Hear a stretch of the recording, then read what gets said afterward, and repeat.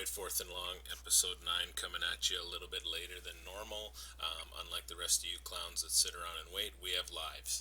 So here it is, a little bit late. I'm going to try to get it up so that while you're stinker tinkering tomorrow for your lineups, you'll be able to catch up on the week that was. Randy, it's been busy. How you been? Oh, I've been okay.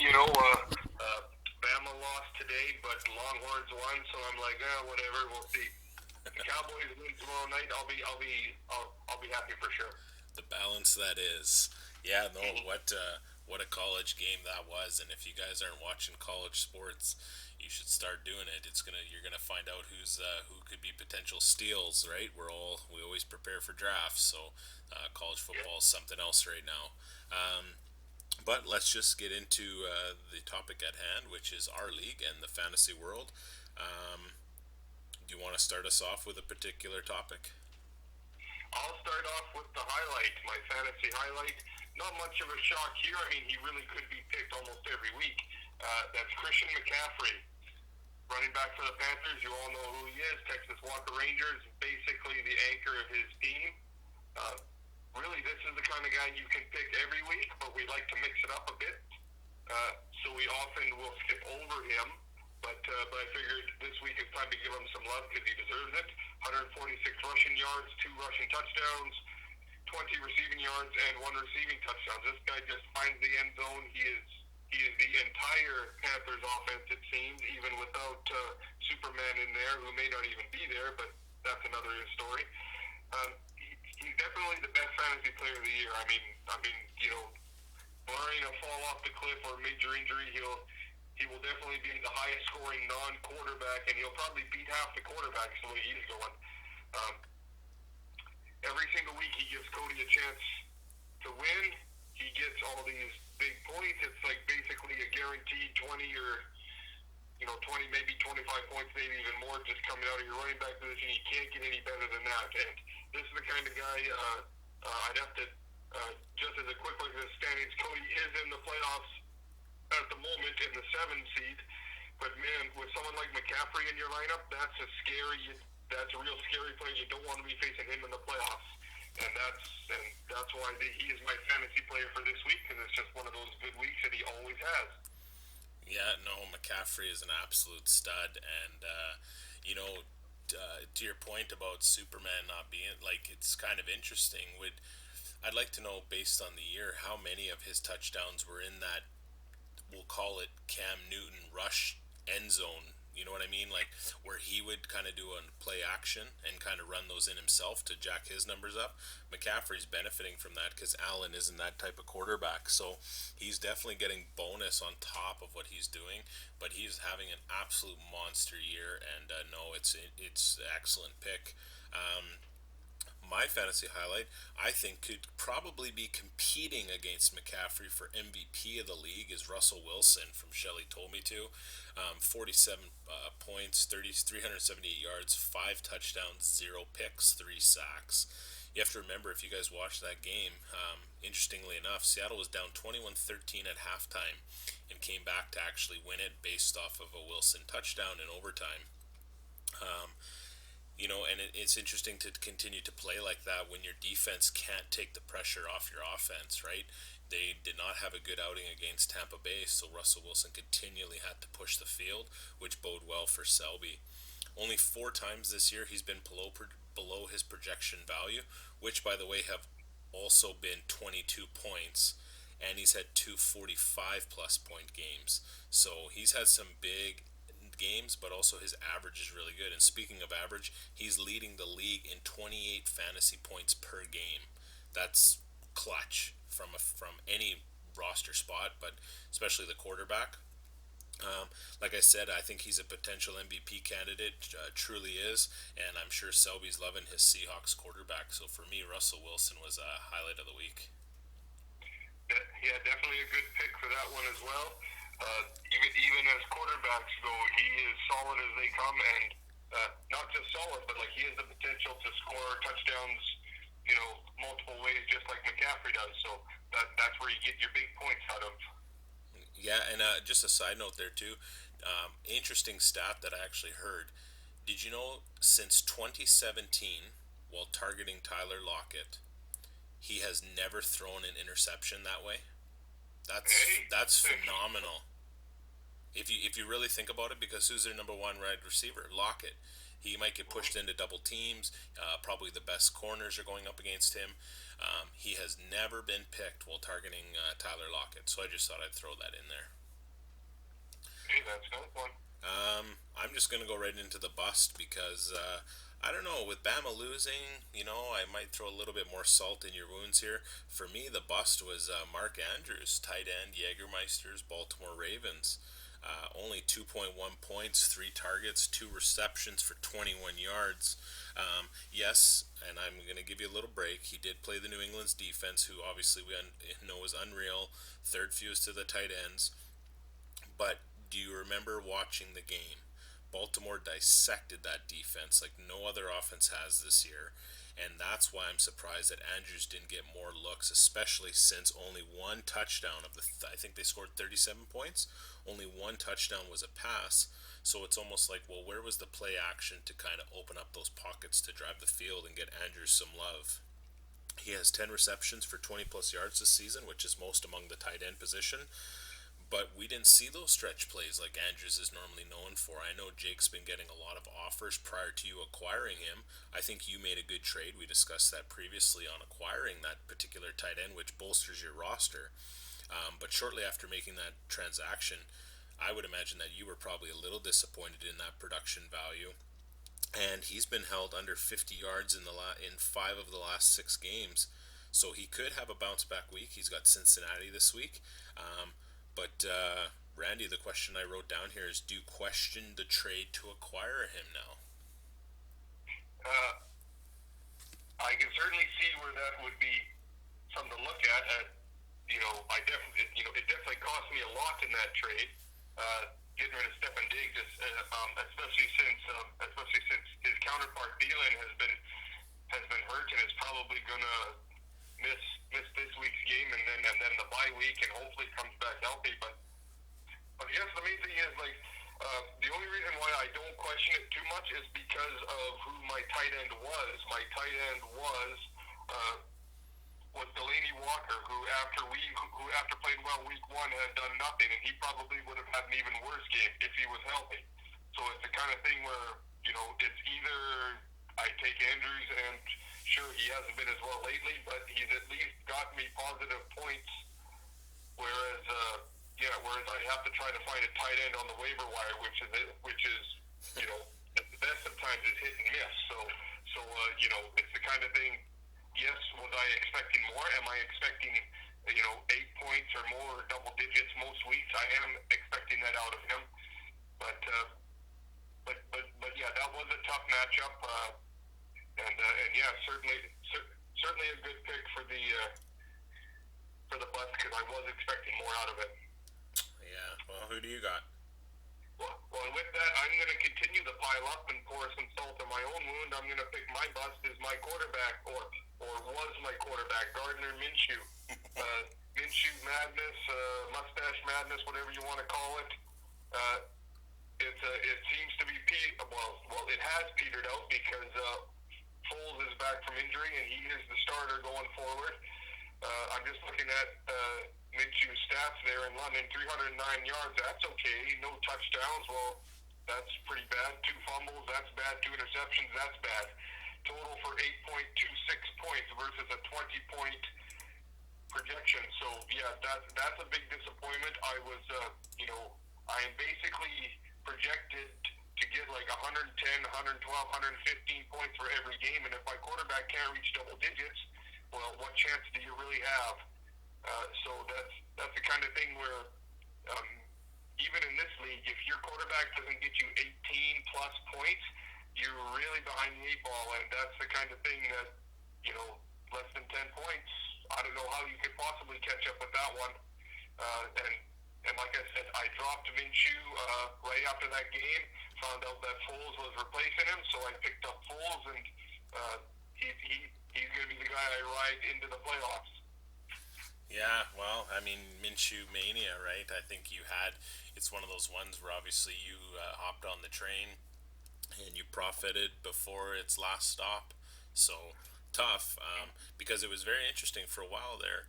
A guy that I think none of us have ever heard of actually was getting more fantasy points than Kyler Murray, who's the number one overall pick. So sometimes just being at the top of the food chain doesn't mean you're always going to produce, especially in this fantasy realm. And I'm very shocked at the level of production Minshew had, to be perfectly honest, because I never heard of that DJ Chark. D.D. Westbrook, how long has he been just subpar? Fournette is, it's. I was just impressed with that guy, but to let you down when you kind of need him at that position, yeah, I think that's a decent pick. Well, only one last category, so why don't you just start us off for the fantasy surprise of week 9? Well, my surprise is handsome Jimmy G. Jimmy Garoppolo, quarterback for the 49ers, Man Bear Pigs quarterback. This is a bit of salt on your wound. I believe you played Man Bear Pig this week, I and did. you got to watch Jimmy G.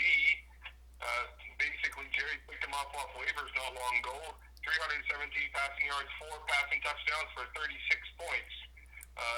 Yeah, in a run-first offense in a divisional game, you wouldn't expect the 49ers to flip their offensive script like that in a big division game like that. But you know what? It went all of a sudden. It was a pass-heavy thing.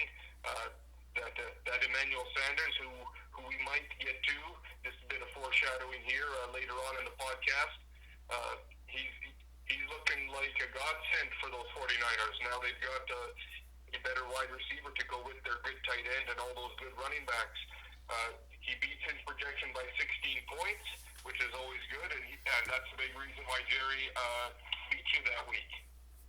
Oh, trust me about it. I watched that game, and I knew they were good, and I knew he would be decent, but he's pretty legit. They put up some good numbers, and when you're not really expecting a quarterback to get above 30 to kind of keep things okay, 20, 25, I can still come back, but when they get up into those certain levels, it's like, okay, crap. And of course, Kittle get a couple there too. So I mean, he was able to double dip off that play. My team just couldn't get it done, but yeah, Jerry's got himself a decent quarterback with Garoppolo and Kittle there in that combo. So no, that's pretty good pick there.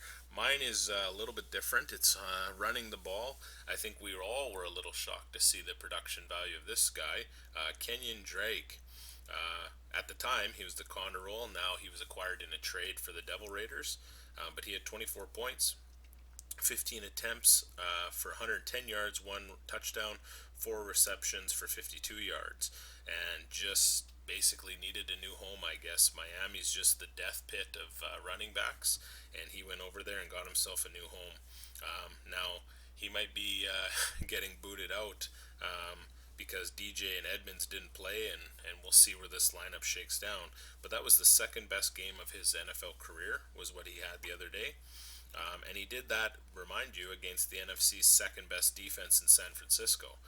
Also, second overall best fantasy defense in San Francisco. And his last rushing touchdown, by the way, November 25th, 2018. So about a year ago was his last rushing touchdown. Kelly gained him, but like I say, is it a little bit too late with potentially DJ and Edmonds maybe getting back into the mix here? We're going to find out how well Kenyon Drake goes. And the last little bit of salt, I think we got a sodium-heavy episode here, but Dylan had to watch all those points unfold on his bench last week, too. He had him on the bench before he flipped him, so maybe Dylan was just frustrated to say, hey, this is potentially sell high, and I think he did it right, as we discussed in that trade, or we will be discussing in the trade, I can't remember. Yeah, well, we can go ahead and talk about it again, just to make sure. Yeah, that's definitely a solid pick. Like I said, Miami is just a death pit for whoever they got on there. It seems he certainly has been. He certainly had a lighter workload because Miami was always playing from behind. So it's not like Drake had 20 rushes a game or anything like that because they never had the lead. So he definitely was excited to be there. Definitely knew that as soon as David Johnson comes back, he would be under threat to be the second run back anyway, so he took full advantage and kind of made them made them think about him a bit in Arizona. They just might give him a bit more work going forward, and maybe protect Johnson when he comes back from injury. You never know. Never know. And I mean, the benefit for Arizona is you have a guy who's come in on a new role, produces that well. I'm sure the coaching staff is thinking about how they're going to run that committee. But yeah, some interesting picks for Week 9. It's always nice to shake them up and see where our heads are at. And but now we'll move on. This episode's going to be a little bit different. We're not really going to go and have a crazy news segment portion or a in-depth analysis this time. We're just going to talk about a few topics. So just bear with us here. The first one we want to discuss is next year's draft. As you all saw on the other day, I posted something to our Facebook group explaining the potential idea of having a live in-person draft. The reason I start that communication early, guys, is because a lot of us forget. Even though we love football and we pray for it when it's in the off season, we do forget. And then all of a sudden in August, we're hammering out, okay, when can everybody go? When can we do it? And a lot of the guys in the league are shift workers. So I thought if we can start talking about it early, we might be able to set a time frame. Of course, this time around, might take a little bit more time to draft. So we'd look at probably doing it on a Saturday or a Sunday. Or an evening, I suppose, if that's what guys wanted to do. But just to get it in your guys' heads, that's kind of a direction we're thinking of going in. Now, I'm not expecting Jerry and BC or the boys up north to come down. So that's why I offered the avenue of Skype. We can set up a big laptop. We can have a big Skype call. And if you guys have your list, we'll get the board and say la vie. But I think that's the direction we're looking to go in. So again, any feedback, comments, please just continue commenting on that. There's been a lot of positive feedback so far, but that's kind of direction we thought we would discuss here. I don't know if there's anything else, Randy, you kind of want to add to that topic. Well, just a little something. Just as you had mentioned, we can get a big laptop. We can use multiple laptops as well if it's a little easier on the individual laptops as far as not having any lag or losing connections or nothing like that. Just because it's not like we're going to be using all our laptops to actually do the drafting because we won't be doing it that way. So there's all kinds of avenues that way where if it turns out multiple guys have to Skype, then we're not limited to that. Yeah, and we would probably look at one of the things we've always talked about is getting that draft board from NFL.com. We'd have it up in a garage. We'd get a clock. We would allow live draft trading. So just creating that bigger atmosphere and just honestly another opportunity to get together and talk football and have fun during the draft. And part of that would bring us to our next point, which Randy, I'll let you kind of update any news or the thought process behind having this draft with, of course, our trophy that will be coming this year. Yeah, I've emailed one of the local companies that I saw those pictures in the catalog that I put on the Facebook page. Asked them for a quote. They haven't got back to me yet, but I've started that communication with them to see what it is. The catalog that it said $45, but the catalog itself is from like a supplier. It's not from that actual company. So shipping and engraving might be a bit more. So I'll try to get a final price for you guys. I'll do a little bit of shopping around because I think since that trophy's from a supplier, I could probably get quotes from a couple different places around. See which deal I can get that's the best, and we can go from there. I'll keep you guys updated as we go. But yeah, it shouldn't take long to order in. It's not a super fancy one. Like I said, probably the next thing we could do, and I know there was a bit of conversation about this, but keep thinking of a name for the trophy. We don't have to name it the first year, but it's always nice to have a nice little name, a little name for the trophy that might be specific to this league. Something that everybody in the league might get. So yeah, we'll just kind of keep the motor running on your ideas as far as that goes. anytime you come up with a good idea, throw it out there on the Facebook page, and we'll talk about it. Yeah, and part of that to pair with the live draft would be is that our thought process was is that that would be when obviously at the first year it would be awarded to the previous champ. The champ would be able to keep it until the next year's draft, where they would present it to the next year's champion, or keep it. Knock on wood, if you repeat. But that would be kind of like another little cool aspect to the live draft. We kind of kick it off with a passing of the trophy. So that kind of talks about the draft and the trophy. So again, please comment. But I know Randy's working pretty hard on that trophy, and I'm kind of looking forward to seeing it. I'm gonna have to have a miracle to win it, but it'll be nice to kind of get something that we're trying to piece a few more pieces here for this league, and trophies something we haven't had. So looking forward to that. Um, let's let's catch up on a few trades while we're here, and then we just got something else to talk about for the playoff preview. Okay, I think the last one we talked about was Stephon Diggs and Andrews. So I believe we talked about that because I'm looking at the dates when the trades were acquired. Yeah. So I don't believe we broke down starting with Devil Raiders received Patrick Mahomes and Robert Woods from Global Warming, and Global Warming received Matt Ryan and OBJ from Devil Raiders. Do you want to start with this one? Sure. Yeah. This was one of a bit of a blockbuster, probably one of the higher blockbusters you'll see.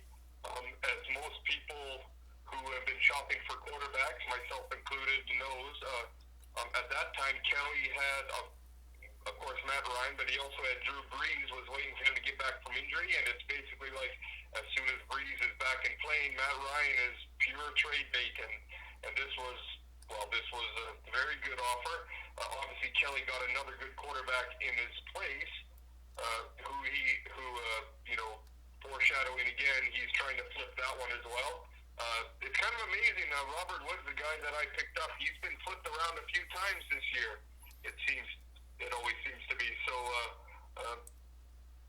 OBJ too is kind of someone that you kind of think people would want to keep, but with the way Cleveland's been going, he's kind of hit and miss too. So yeah, I think this had more to do. Well, I think this was kind of a mutually beneficial one for both the guys. Always glad to see trades like this. Be very interesting to see because obviously these trades aren't done because we got a long list. So what do you think of that one? Yeah, and I'm just trying to look back as we discuss it because I believe part of the deal was because Ryan had a quarterback who was hurt and he had no choice but to be involved in that trade to make moves there. But yeah, because Mahomes was injured at the time. Yeah, so it's an interesting trade. I think I mean there's been more movement on a few pieces or trying to, but I mean Kelly, I think, found out that Drew Brees was going to play, so there was no need for Matt Ryan. And if you could move OBJ to pick up a better quarterback, now you can have positional play. I think it benefited both of those guys. Ryan got a decent wide receiver, like you say, he just hasn't been producing, and Kelly picked up obviously Patrick Mahomes. So yeah, interesting trade, but I think it's pretty even, like you said. Excuse me. The next trade was between me and Kelly. I traded T.Y. Hilton and a 10th round pick to the Devil Raiders. In return, I received Josh Gordon and a 9th round pick. Now, my logic in this was T.Y. Hilton pissed me off, and I wanted a better draft pick to move up the rounds. It wasn't hurting anybody where you could flip pretty quickly. I don't know if Kelly knew at the time, but I knew Josh Gordon signed with Seattle, and I'm thinking, what's the worst that could happen? I might be able to get some production value out of him, and T.Y. Hilton was hurt, so it's an interesting trade. Unfortunately for Kelly, T.Y. Hilton's injury became a little bit bigger than even I was aware of. But for me, I'm gonna go out. I went out on a flyer for Josh Gordon. We'll see how it pans out. Yeah, exactly. But like you said, it didn't cost Devil Raiders that much. I mean, like you ended up gaining a round in the draft, but it's a ninth and 10th that you flip. It's not like you were flipping a fourth or third rounder. It's not like it's that far up. Most teams will have their starting lineup already well set by then. So that's just a depth player switch. So that didn't cost Kelly that much. So losing Hilton, at least for a while, didn't cost him that much. Yeah. And the next trade in line is back to Kelly and Ryan. Somehow, Kelly received Damian Williams, the running back from the Chiefs, and traded away Robert Woods, who he recently acquired, back to Ryan. So obviously there was probably just strategic play here. Robert Woods is getting more involved because Cooks was injured.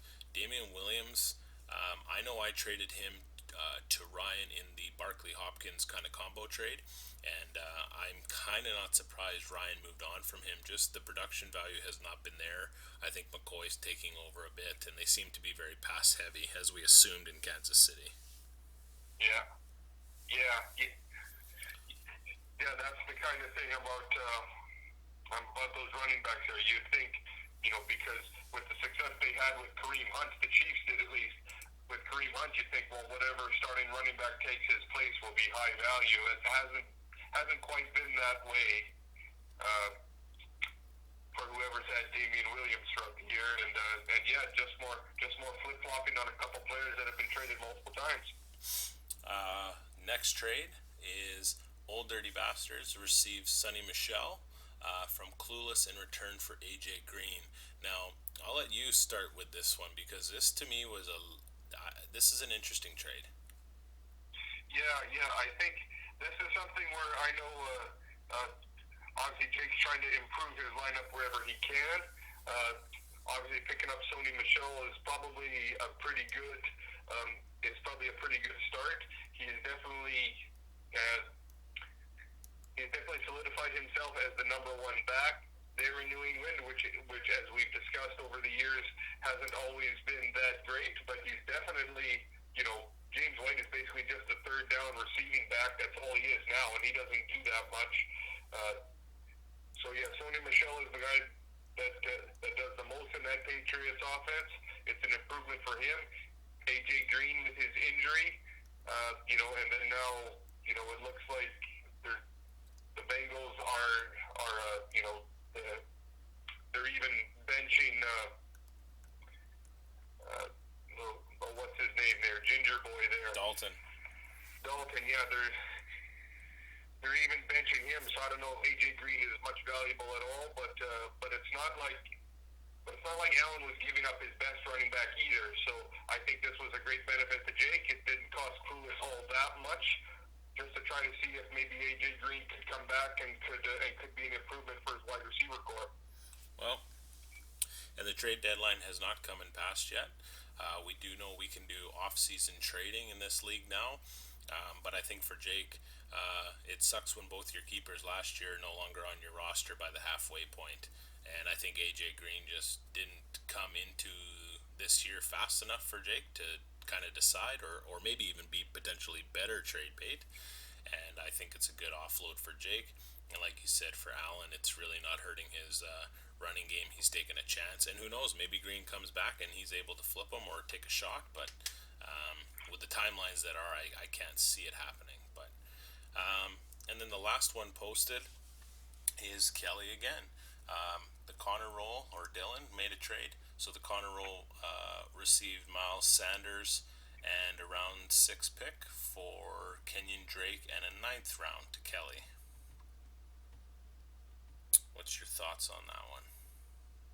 Well, we talked about Kenyon Drake earlier in the podcast, so we've kind of gone over the strengths of him and the dangers of him going forward.